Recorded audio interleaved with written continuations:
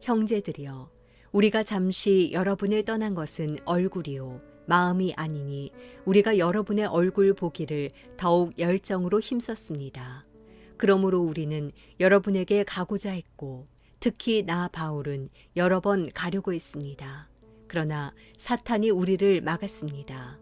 우리 주 예수 그리스도께서 다시 오실 때 그분 앞에서 우리의 소망이나 기쁨이나 자랑의 면류관이 무엇이겠습니까? 여러분이 아니겠습니까? 여러분이야말로 우리의 영광이요 기쁨입니다.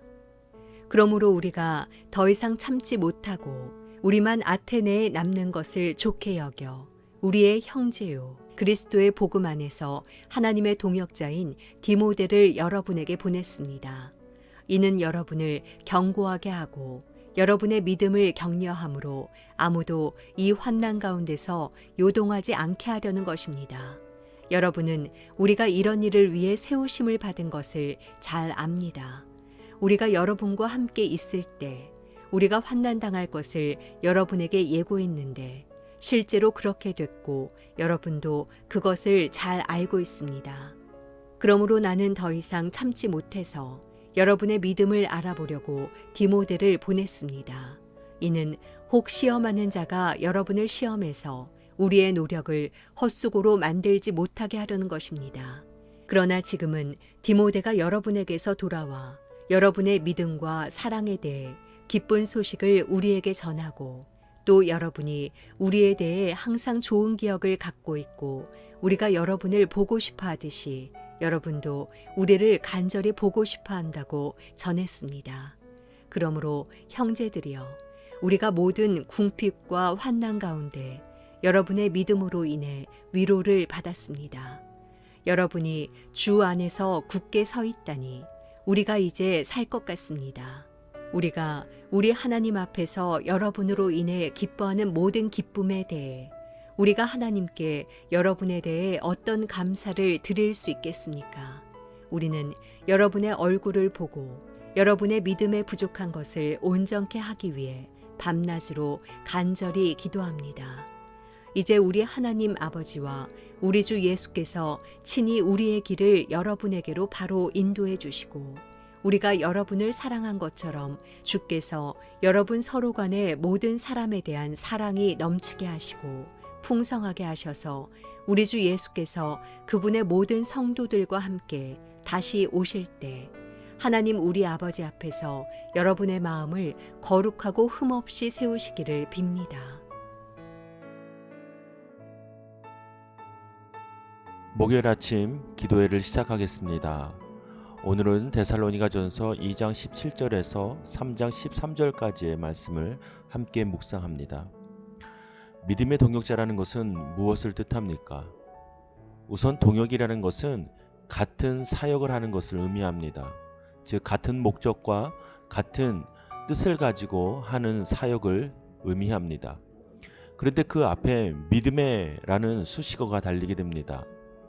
그렇다면 믿음의 동역자라는 것은 무엇을 말하는 것일까요? 가장 먼저 우리가 알아야 할 것은 믿음의 동역자가 가져가야 할 믿음은 온전하게 서 있어야 하는 것이 절대적이지 않는다는 사실입니다. 즉 믿음이 완전히 소유되어야만 사역자, 동역자가 되는 것은 아닐 것입니다. 하나님께서는 그런 원리로 동역자들을 세우지 않으실 것입니다. 왜냐하면 우리는 여전히 연약하고 부족하기 때문에 믿음이 온전히 보유돼야만 동역을 할 수 있는 존재가 아니기 때문입니다. 즉 쉽게 얘기해서 누구든 믿음이 연약할 수 있고 또 어떤 사람은 믿음이 강할 수 있고 또 그 차이가 있을 수 있는 것이 우리 모습 아니겠습니까? 중요한 것은 믿음의 동역자라는 것은 믿음의 반응으로 함께 동일한 목적으로 사역하는 것을 말합니다. 즉 하나님 한 분으로 하나님의 목적이 되어 사역하는 것이 믿음의 동역자입니다. 이러한 온전한 모델을 가진 것이 바로 바울과 디모데의 관계입니다. 또한 오늘 바울이 디모데를 통하여 소식을 전해 듣게 된 데살로니가 교회 모든 성도들이 바로 동역자와 같은 모습입니다. 왜냐하면 바울을 통하여 복음을 듣게 된, 그래서 교회를 세워 환난과 고난 가운데도 믿음으로 지켜갔던 성도들은 어떠한 환난에서도 그 믿음을 통하여 요동하지 않게 되었습니다. 그리고 그 소식을 디모데를 통하여 듣게 된 바울은 또한 그 소식을 통하여 본인도 환난 가운데 있으나 그 소식이 힘이 되고 또 격려가 되어서 본인도 위로를 받았다라고 고백합니다. 그러면서 바울은 말합니다. 여러분이 주 안에서 굳게 서 있다니 우리가 이제 살 것 같습니다.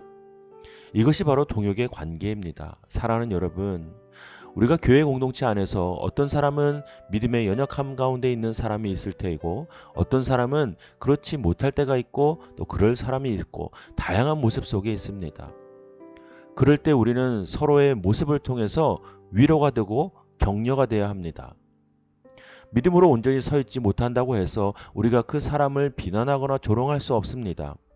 오히려 그 상황을 바라보며 우리가 더욱더 믿음으로 온전히 서 있어야 한다는 믿음의 결단이 그 사람으로 하여금 격려와 위로가 된다는 사실을 기억하십시오. 그리고 그 사람이 우리를 통하여 위로를 받고 격려를 받아 믿음으로 다시금 회복하고 선다면 그 소식을 듣고 우리 또한 다시금 믿음의 도전을 받게 되는 것 아니겠습니까? 이처럼 믿음의 동역이라는 것은 서로 상호 보완적으로 서로 상대적으로 그렇게 나타나는 것입니다. 그것이 바로 교회 공동체의 온전한 모습이자 하나님께서 공동체를 세우신 이유일 것입니다. 우리 하나교회 안에서도 믿음으로 연약해지고 무엇보다 믿음의 시험에 든 지체가 있다면 우리가 온전히 믿음으로 서 있는 모습이 바로 그들에게 위로와 격려가 된다는 사실을 기억하십시오. 우리가 온전히 서야 합니다. 우리가 잘나서도 아니고 믿음이 좋아서도 아닙니다. 우리가 믿음으로 온전히 서 가도록 노력하는 그 모습, 지키고자 하는 그 노력들을 통하여 믿음의 어려움 가운데 있는 지체들이 힘을 얻고 위로를 얻게 된다는 사실입니다. 그리고 우리는 그들의 모습을 바라보며 또한 마음에 기쁨이 생길 것입니다. 좌절했던 한 지체가 다시금 회복하는 모습을 보며 우리는 기뻐할 것입니다. 그것이 바로 믿음의 동역자입니다. 사랑하는 여러분, 오늘 그러한 지체들을 위해서 함께 중보하고 기도하면 좋겠습니다. 그리고 오늘 우리에게 주어진 하루도 그러한 믿음을 가지고 살아내는 우리 하나교회 지체들이 되기를 주님의 이름으로 축복합니다. 이 시간 각자에게 주신 말씀을 묵상하고 함께 기도하겠습니다.